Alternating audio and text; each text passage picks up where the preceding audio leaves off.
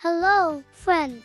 I'm here today to read you a story about a little boy and his train set. Let's begin. Once upon a time in a big city, there was a little boy with curly hair and bright eyes. His name was Theo, and he loved two things: trains and nighttime. Theo's parents had given him an enormous train set for his birthday, so big that it had its own track all around his bedroom.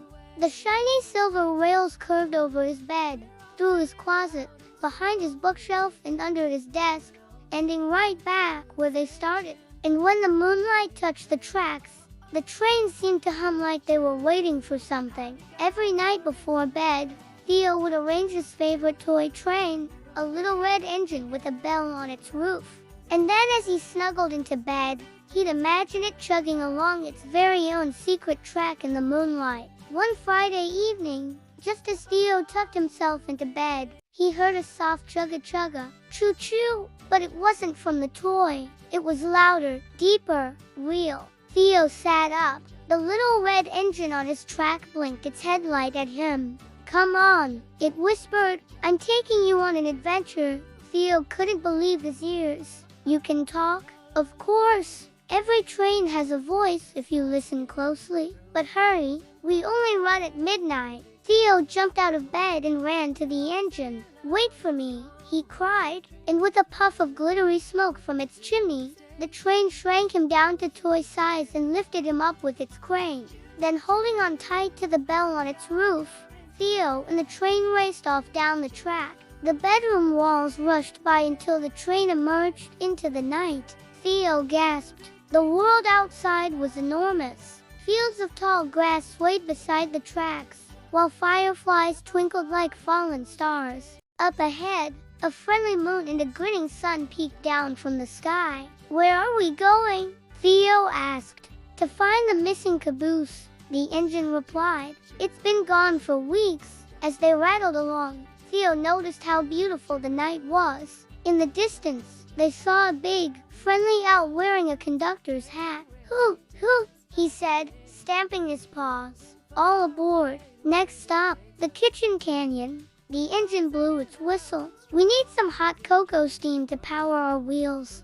They thanked the owl and climbed aboard his little train car, which was filled with cozy blankets and steaming cups of cocoa. Soon, they arrived at the kitchen canyon, where a happy family of dancing spoons lived inside a giant mixing bowl. Clang, clang, ding, ding, dong, they sang as they poured the cocoa steam into the train car. "Here you go," one of the spoons said, "on the house." Then, waving goodbye, they danced away as Theo sipped the warm drink. The engine chugged. "Next, we must cross the marshmallow clouds floating in the sky above the kitchen. Be careful not to fall out."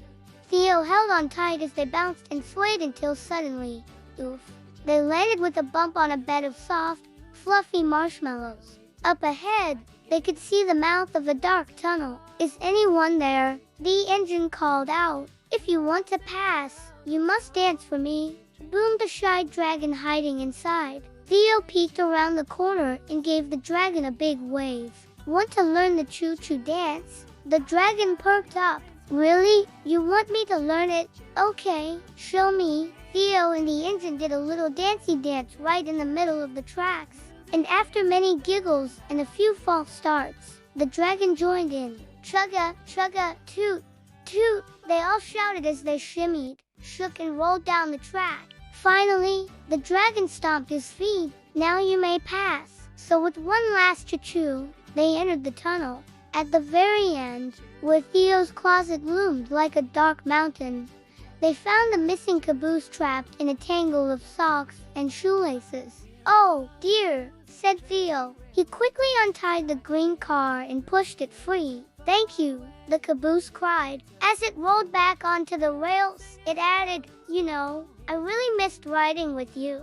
With one final chug, the train carried Theo home, growing quieter and smaller until it was once again just a toy on his bedroom floor. When Theo woke up the next morning, he wondered if it had all been a dream. But when he looked at his train set, there it was, the green caboose, safely attached at the end. Theo smiled. He knew one thing for sure: bedtime was now his favorite adventure time. And that, my friends, is the story of Theo and the Midnight Train. If you like this story, don't forget to give it a thumbs up and share it with your friends. Thanks for watching.